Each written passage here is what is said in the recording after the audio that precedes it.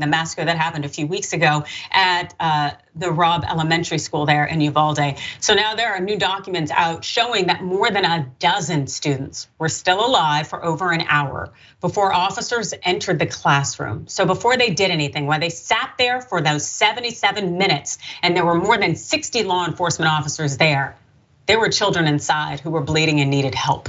And all because the commander in charge feared risking other officers' lives.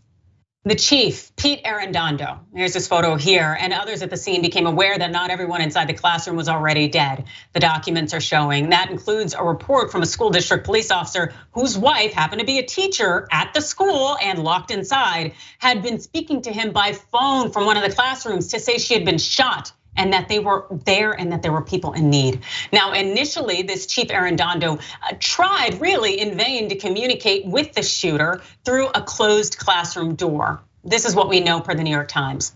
But with 2 officers who initially approached the door, shot at and grazed, Chief Arredondo appeared to have decided that quickly breaching the classrooms without shields and other protection would have led to officers possibly being killed, I would say, which is a workplace hazard.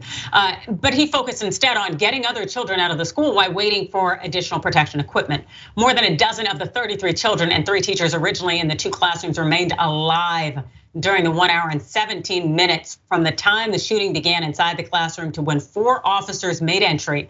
Law enforcement investigators have concluded by that time, 60 officers had assembled on the scene.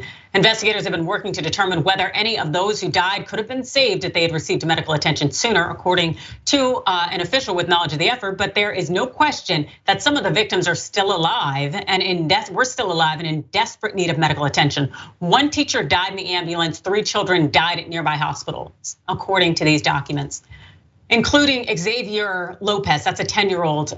He was one of the children who died after being rushed to the hospital, and he was buried last week. And his family said that he had been shot in the back and lost a lot of blood as he was awaiting medical attention. He could have been saved. That's what his grandfather, Leonard Sandoval, said. And the police did not go in for more than an hour. He bled out.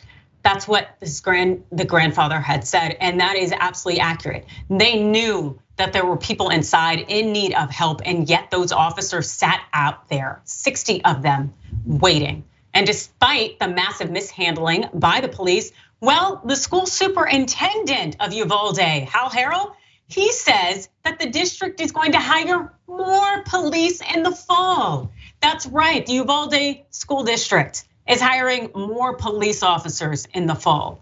This is despite the fact that Uvalde's municipal budget, 40% already goes to the police there. This is nonsensical, this is ignorant, this is wasteful. What are we missing, Jackson? Well, firstly, I think in order to restore public trust, everybody who was involved that day in the response team should be fired. There's no reason for them to continue their jobs, especially people who were in charge of, sending people in, who were in charge of making those decisions. Our tax dollars go to these institutions. At the end of the day, this is a public institution, and so they need to take the initiative to restore public trust. But also, again, given the fact that you mentioned that 40% of the municipal budget is already going towards there, I think that the department should also be penalized. Because again, obviously that money is being wasted. If they couldn't go in because you were worried about the lives of adults who had already lived the bulk of their lives, more worried about their lives and the lives of children who had yet to even understand much of anything in life. So it's completely unacceptable. And, they're really skating on thin ice with the public ever trusting them again. Wow, yes, you're absolutely correct. And the fact is that we have lost a lot of public trust in these law enforcement agencies and authorities.